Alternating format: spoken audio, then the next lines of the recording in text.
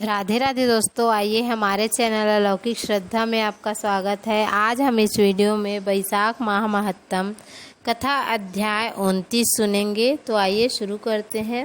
व्यास ने पूछा, महामते, भगवान विष्णु के रचे हुए करोड़ों एवं सहस्त्रों सनातन जीव नाना मार्ग में चलने और भिन्न भिन्न कर्म करने वाले क्यों दिखाई देते हैं? इन सब का एक सा स्वभाव क्यों नहीं होता है? यह सब विस्तार पूर्वक बतलाइए। ऋषि शंख ने कहा, रजोगुण, तमोगुण और सत्व गुण के भेद से 3 प्रकार के जीव समुदाय होते हैं। उनमें राजस स्वभाव वाले जीव राजस कर्म, तमोगुणी जीव तामस कर्म और सात्विक स्वभाव वाले जीव सात्विक कर्म करते हैं। कभी कभी संसार में इनके गुणों में विषमता भी होती है। उसी से वे ऊंच और नीच कर्म करते हुए उसी के अनुसार फल के भागी होते हैं। कभी कभी सुख दुख और कभी दोनों को ही ये मनुष्य गुणों के विषमता से प्राप्त करते हैं। प्रकृति में स्थित होने पर इन जीव इन तीनों गुणों से बंधे रहते हैं। गुण और कर्मों के अनुसार उनके कर्मों का भिन्न भिन्न फल होता है। फिर जीव कई गुणों के अनुसार ही प्रकृति में स्थित हुए प्राकृतिक प्राणी गुण और कर्म से व्याप्त होकर प्राकृतिक गति को प्राप्त होते हैं। तमोगुणी जीव तामसी वृत्ति से ही जीवन निर्वाह करते हैं और सदा महान दुखों में डूबे रहते हैं। में दया नहीं होती है, बड़े क्रूर होते हैं। राजसी लोगों की बुद्धि मिश्रित होती है। वे पुण्य और पाप दोनों कर्म करते हैं। पुण्य से स्वर्ग पाते हैं और पाप से यातना भोगते हैं। इसी कारण ये मंदभाग्य पुरुष बार बार इस संसार में आते जाते रहते हैं। सात्विक स्वभाव के मनुष्य हैं। वे धर्मशील, दयालु, श्रद्धालु, दूसरों के दोष न देखने वाले तथा सात्विक वृत्ति से जीवन निर्वाह करने वाले होते हैं। इसलिए भिन्न भिन्न कर्म करने वाले जीवों के एक दूसरे से पृथक अनेक प्रकार के भाव हैं। उनके गुण और कर्म के अनुसार महाप्रभु विष्णु अपने स्वरूप की प्राप्ति कराने के लिए कर्मों का अनुष्ठान करवाते हैं। भगवान विष्णु पूर्ण काम है। उनमें विषमता, निर्दयता आदि नहीं है। वे समभाव से ही सृष्टि, पालन और संहार करते हैं। अब जीव अपने गुण से ही कर्म फल के भागी होते हैं। जैसे एक माली बगीचे में लगे हुए सब वृक्षों को एक रूप से सींचता है और एक ही कुएं के जल से सभी वृक्ष पलते हैं, पर फिर भी सभी वृक्षों के अलग अलग स्वभाव होते हैं। बगीचा लगाने वाले में किसी प्रकार का भेदभाव नहीं और निर्दयता का दोष नहीं होता है। देवादिदेव भगवान विष्णु का एक निमेष ब्रह्मा जी के कल्प के समान माना गया है। निमेष मतलब एक बार पलक झपकने में लगने वाला समय। कल्प मतलब एक युग। ब्रह्म कल्प के अंत में देवादिदेव शिरोमणि भगवान विष्णु आंखें खोलकर देखते हैं। जब तक निमेष रहता है तब तक प्रलय है। निमेष के अंत में भगवान अपने उदर में स्थित संपूर्ण लोकों की सृष्टि करने की इच्छा करते हैं। सृष्टि की इच्छा होने से भगवान अपने उदर में स्थित अनेकों प्रकार के जीव समूहों को देखते हैं। उनकी संपूर्ण जीव उनके ध्यान में स्थित होते हैं, अर्थात कौन जीव कहाँ किस रूप में है, इसकी स्मृति भगवान को सदा बनी रहती है। विष्णु चतुर्व्यूह रूप स्वरूप है।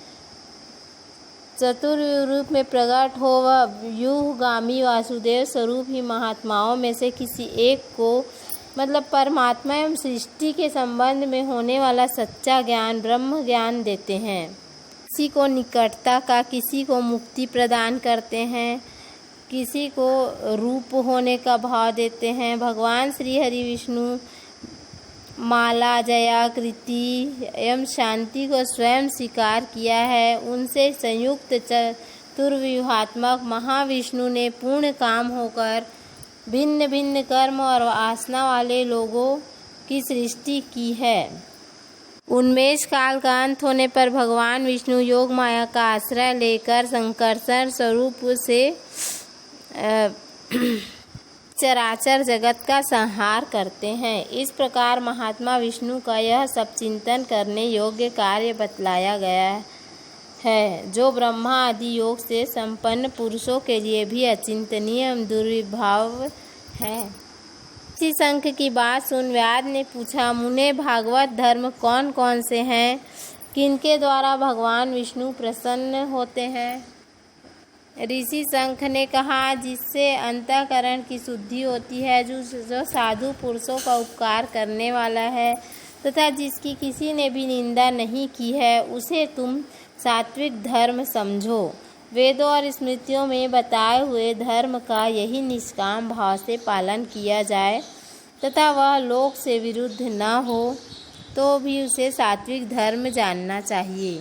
धर्म ही मंगलमय भागवत धर्म है और दूसरे देवताओं की प्रीति के लिए सकाम भाव से किए जाने वाले धर्म राजस माने गए हैं। यक्ष, राक्षस, पिशाच आदि के उद्देश्य से किए जाने वाले लोक निष्ठुर, हिंसात्मक, निंदित कर्मों को तामस धर्म कहा गया है। भगवान विष्णु को प्रसन्न करने वाले शुभ कारक सात्विक धर्मों का सदा निष्काम भाव से अनुष्ठान करते हैं। वे विष्णु भक्त माने गए हैं, जिसका चित्त सदा भगवान विष्णु में लगा रहता है।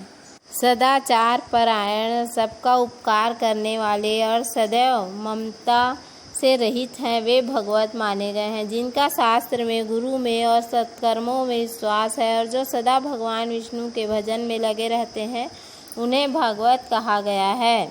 उन भगवत भक्त वत्सल भगवान विष्णु को वह बहुत प्रिय है और वेदों और स्मृतियों में जिनका प्रतिपादन किया गया है ही सनातन धर्म माने गए हैं।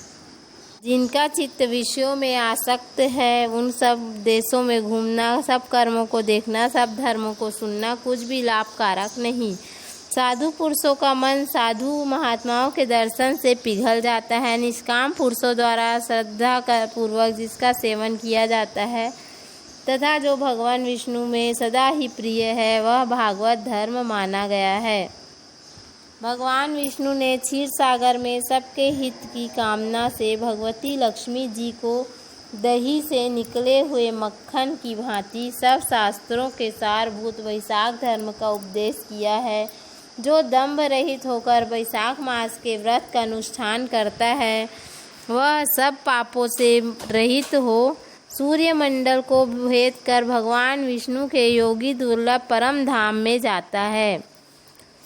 इस प्रकार द्विश्रेष्ठ महर्षि शंख मुनि के द्वारा भगवान विष्णु के प्रिय वैशाख मास के धर्मों का वर्णन होते समय वह 5 शाखाओं वाला वट वृक्ष की तुरंत ही भूमि पर गिर पड़ा और उसके खोखले में एक विकराल अजगर रहता था। वह भी पाप योनिमय शरीर को त्याग कर तत्काल दिव्य स्वरूप हो मस्तक झुकाए शंख के सामने हाथ जोड़कर खड़ा हो गया।